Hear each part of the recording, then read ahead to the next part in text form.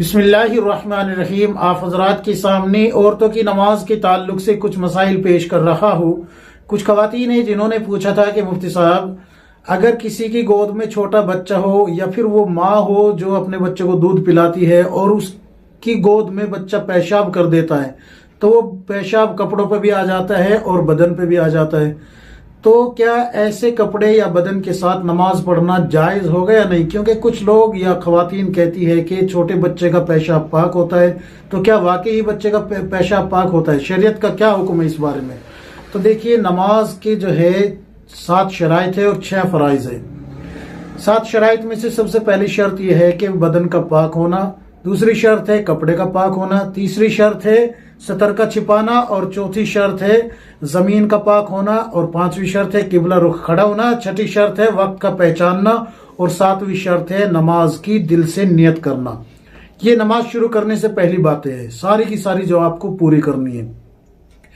और नमाज के फराइज जो है, जो कि नमाज शुरू करते हैं तब होती है, सबसे पहली है नंबर 1 तकबीर तहरीमा कहना, नंबर 2 क़याम करना, नंबर 3 किरात करना, नंबर 4 रुकू करना, नंबर 5 एक रकत में 2 सजदे करना, नंबर 6 कायदे आखिरा में अत्तहियात के बराबर बैठना। जितनी देर में अत्तहियात पढ़ते हैं इतनी देर कायदे आखिरा में बैठना। तो यहाँ पर सबसे पहले जो बात आई है वो बदन का पाक होना आई है। शर्त में से, शराइत में से सबसे पहली जो शर्त है वो है बदन का पाक होना। अल्लाह के नबी सल्लल्लाहु अलैहि वसल्लम की खिदमत में एक सहाबिया आई और आके अपने बच्चे को आप सल्लल्लाहु अलैहि वसल्लम की गोद में पेश कर दिया, दे दिया। तो आप सल्लल्लाहु अलैहि वसल्लम ने गोद में ले लिया, तो उस बच्चे ने आप सल्लल्लाहु अलैहि वसल्लम के ऊपर पेशाब कर दिया।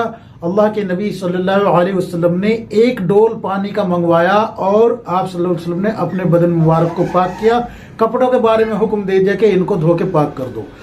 एक और रिवायत मिलती है, हजरत हसनैन करीमैन रज़ियल्लाहु अन्हु आप सल्लल्लाहु अलैहि वसल्लम के पास थे, आप सल्लल्लाहु अलैहि वसल्लम के ऊपर पेशाब कर दिया।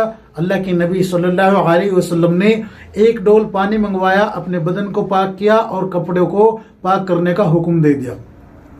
तो यहाँ से ये बात साबित हो जाती है कि बच्चे का पेशाब भी नापाक है, लिहाजा नापाक बदन के साथ या कपड़े के साथ नमाज नहीं होगी। याद रखिए, दोनों ही तरीके से, अगर नजासत हकीकिया हो या नजासत खफीफा हो। उम्मीद है कि ये मसला आपको समझ में आ गया होगा। इससे नमाज नहीं होगी। इसी तरीके से कपड़े का भी पाक होना, ये तमाम चीजें मैंने आपको बता दी है। तो ये 13 फराइज में से 2 फर्ज है, ये बदन का पाक होना और कपड़े का पाक होना। बाकी तमाम मसाइल बताने की इंशाल्लाह यहाँ मैं गुंजाइश नहीं समझता, बाकी सब मसाइल आप समझ गई होगी। तो यहाँ पर यही असल मसला बताना था कि बदन का पाक होना और कपड़े का पाक होना ये नमाज की शर्तों में से 2 शर्तें हैं। लिहाजा आप जो है, जो बच्चे का पेशाब आपके कपड़ों पे लगा है, जब तक आप कपड़े को उसको धोएंगे नहीं, जितने हिस्से पे पेशाब लगा है, और उसको धो के खुश्क नहीं कर लेगी, तब तक आपकी नमाज नहीं होगी।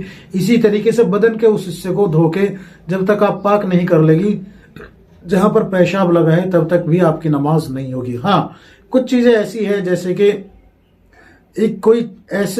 इतना कोई हिस्सा है 1 दिरहम के बराबर, 1 दिरहम के बराबर बहने वाली जो नजासत है, जैसे कि पेशाब है, वो 1 दिरहम के बराबर आपके बदन पे लगा है।